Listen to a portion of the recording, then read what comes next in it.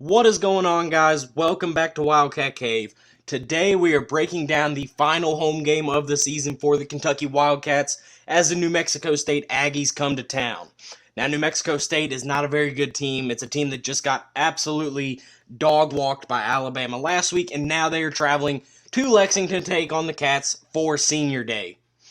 Before we get into it, make sure you go ahead and comment your prediction of the final score with the correct winner down below in the comments section, and the closest person will get a shout out in a future video.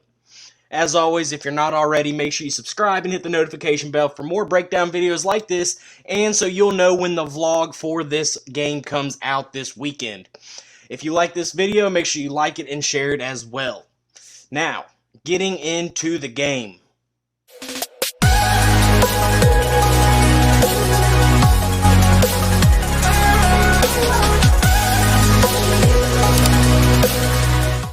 Starting off here with New Mexico State. I'm not going to pretend like this is a game that they really have a shot of winning. So instead of telling you guys what they need to do to win, I'm going to tell you what they need to do to cover the spread. The spread right now is at 36.5 in Kentucky's favor. So first things first that the Aggies have to do to cover that spread is to contain Wan'Dale Robinson. When you're playing a team that is a lot better than you, if you want to keep it close and keep it respectable, you have to shut down their playmakers. And in Wan'Dale's case, you have to keep him in front of you if you're their DBs. This is a team that likes to throw the ball a lot, so their corners should be used to covering a pass plays pretty well. You have to make Kentucky dink and dunk down the field. Will Levis likes to take those big shots, but if you can keep Kentucky dinking and dunking for the 5 to 15 yard throws, it will make them eat clock, and it will keep the game closer in the long run. Next, you have to clog the line of scrimmage. Everybody knows Chris Rodriguez is a power back and likes to run up the gut. If you can clog the line of scrimmage on obvious rundowns and force him to bounce outside, Chris Rodriguez does not really have breakaway speed. If he gets out in front of you, it's hard to catch him, but he's not just going to beat you in an all-out sprint. Get him to the sideline and use the sideline as like a 12th defender and force him to the outside and don't let him beat you up the gut. Third for the Aggies is you have to get your pass game going. You know, I just said that they are a heavy pass team, maybe more so than any team we've played. So we know that Kentucky's DBs cannot cover anybody. They have played terrible all season. Wear them down on the 5 to 15 yard passes, and then maybe you break a tackle and make them miss. It's no secret how bad Kentucky's corners and safeties have struggled. I don't want to call anybody out, but let's just say that there is one corner that constantly gets beat, and we'll say we know his favorite holiday if you get that. If you get that, comment that down below. Fourth for the Aggies is show a lot of different coverages and blitzes. Our O-line kind of gets confused when you're disguising blitzes or your D-line is doing a lot of different stunts, and they just haven't done great picking that up, especially the running backs seem to struggle picking up blitzes when it's not Chris Rodriguez, and Will Levis has shown that he either misreads coverages and tries to force throws, or when he's even said himself, when he gets a lot of pressure, his footwork in the pocket breaks down quite a bit, and will also force some bad throws that potentially lead to interceptions. And finally, for the Aggies to cover the spread, play well against the backups. This is a game Kentucky should be up a decent amount in the second half, enough to get Bo Allen and some of the other guys minutes. So maybe they put the backups in when they're only up 28 or so, 27, 28, something like that. And if you play well against the backups and don't let them run the score up, you have a pretty good chance of covering in this game. Moving on to Kentucky. What I'm going to tell you here about Kentucky is just what we want to see going into the Louisville game for the final game of the season. What is some things we want to see out of Kentucky that will trend them in the right direction moving into Louisville and into the bowl season? First is you want to show a pass rush. Kentucky has Marquand McCall back in some capacity. He got some reps at Vanderbilt. I expect that number will go up in this game.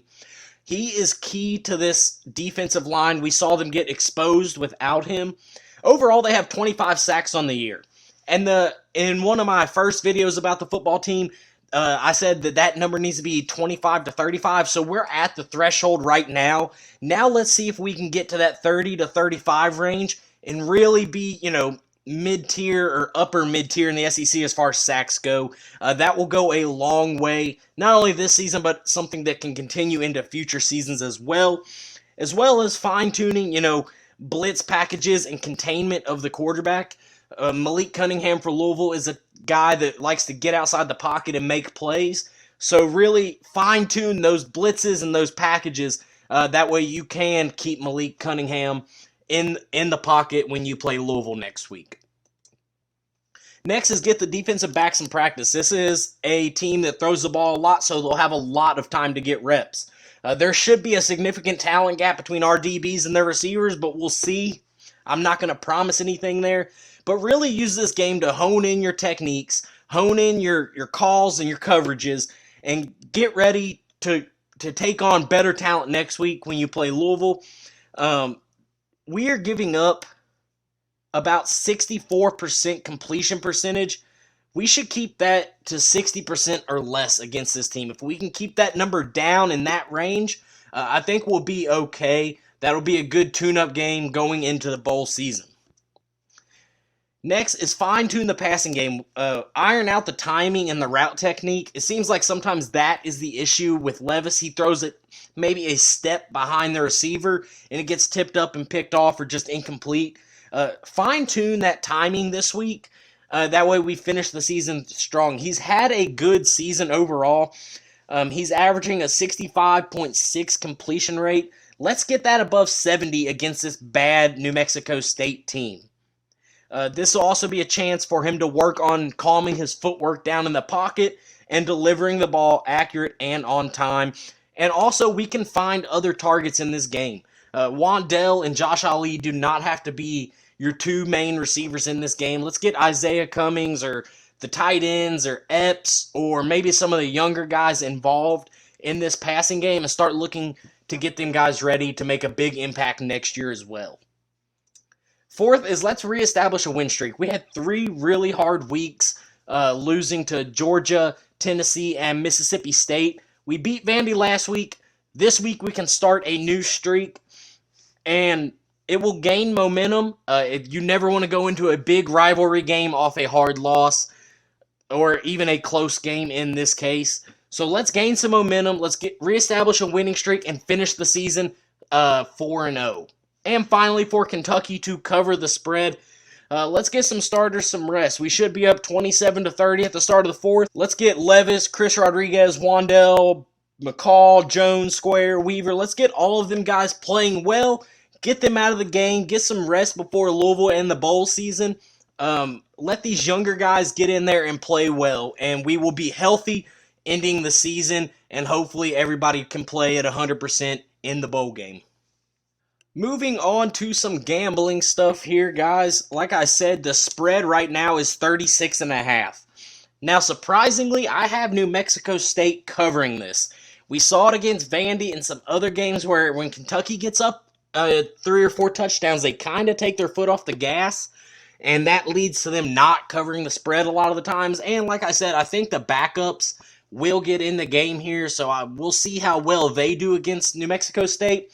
But for those reasons, I think New Mexico State covers a pretty big 36.5 point spread. The money line on this is ridiculous. I mean, I'm going to take Kentucky to win the game, but you're not going to make any money on it. The only way you make money, honestly, is if you have like $220,000 to bet. If you get that reference, put that in the comments as well. And the over-under is 59.5, which I also have New Mexico, or I guess it's not New Mexico State. I have the under on that game. I think Kentucky would have to score at least 50 to cover that because I don't think New Mexico State is going to score quite a bit.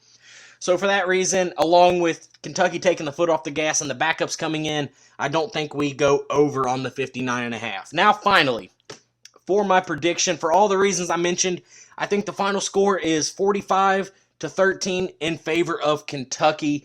Again, that will not cover the spread and hit the under, but just barely on both of them. I think those numbers are pretty close on the gambling side, but I do have this as my final score. Let me know what you guys think about the game. Thank you all for watching this video. Make sure you comment your predictions and some of the other stuff I mentioned down in the comment section. Subscribe for the vlog and more breakdown videos and overall fun on this channel. Thanks for watching again, guys. Go Cats.